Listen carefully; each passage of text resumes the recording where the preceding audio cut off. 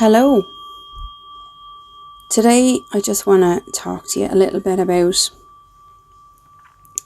who I am and what I do.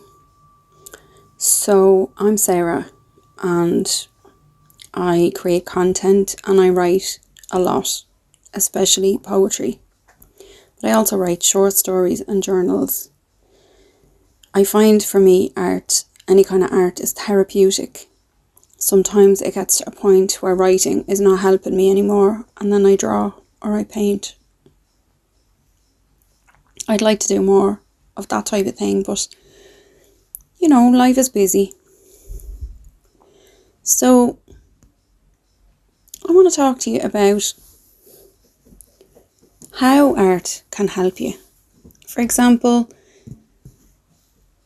when I was younger, I felt like I had no one to talk to, and I'm sure everybody can feel that way at times. So in that case, you can open a new Word document or a new notebook and pick up a pen and write to your journal. Journal will never judge you. It'll never tell you what to say or tell you that anything you said is stupid. Once I used to write my journal and I used to say, "Dear God," as if I was talking to God. And then a friend told me I was mad to do that. And people would think I was mad, so I stopped. But you know what? I felt like it was genuinely some kind of connection. So whatever you think, whatever works for you, don't let anybody tell you otherwise. There's some pictures painted by me in my parents' house that came from a period of time when I was really, really down on my luck. But when I look back, I realise I was never really that down because I always had people that loved me. And it couldn't have been too easy to love me at times because I know that I can be difficult as well. But writing helps me to focus on feeling good. And I recommend that to anyone who is drawn to any kind of art. Do what makes you feel good. If it makes you feel good to play records, play records. If you like to play guitar, drums,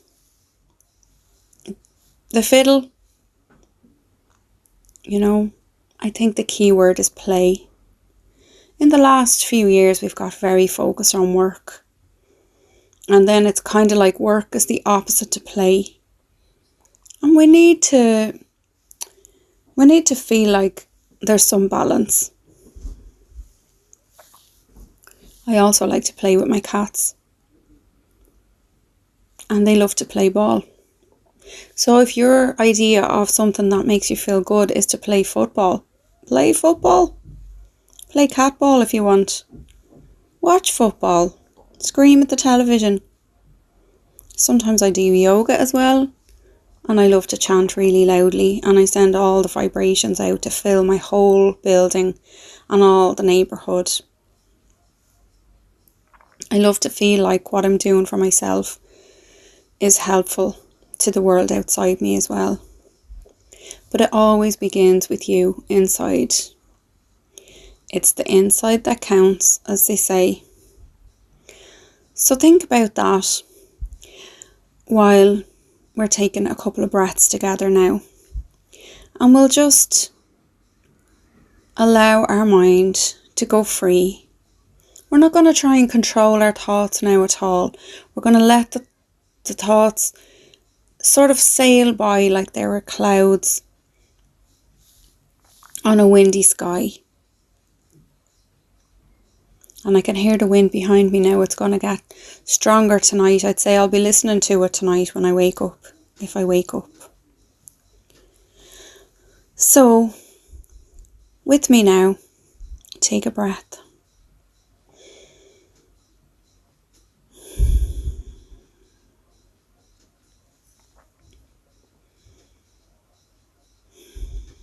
And take another one.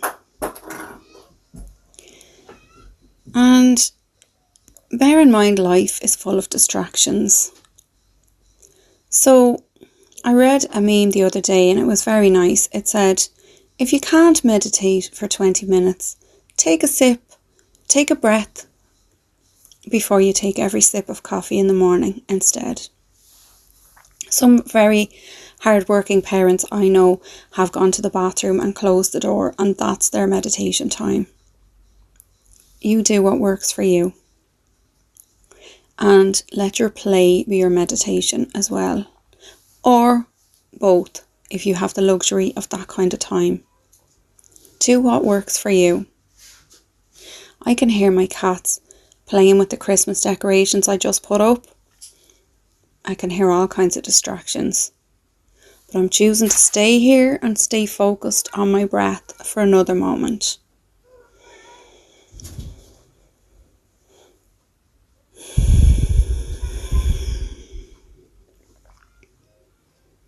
And I can hear another little cat crying for attention there. So I'll have to go soon. But in the meantime, I'm going to enjoy one more breath together with you.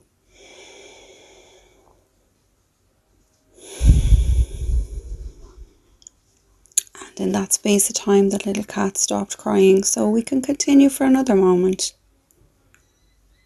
This is life. Next door, I can hear the children, and they're also having their post or pre-bedtime excitement time.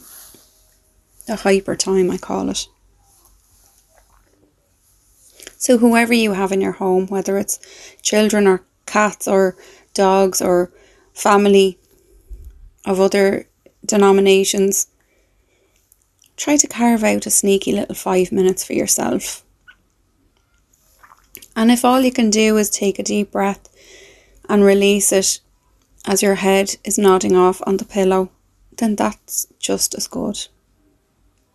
This is all about what is possible, the art of the possible, as a wise man once said to me. Slow, deep breath in. Slow breath out. Sometimes this is all it takes to calm the brain down. And if you have the luxury of that, you can have a cup of herbal tea while you are taking your few minutes to yourself.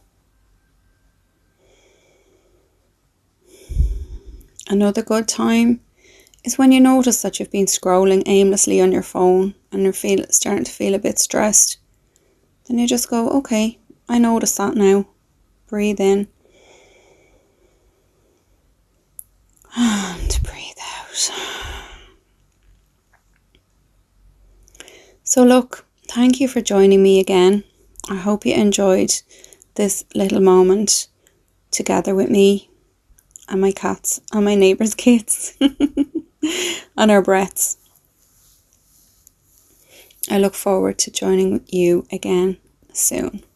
Take care and keep breathing.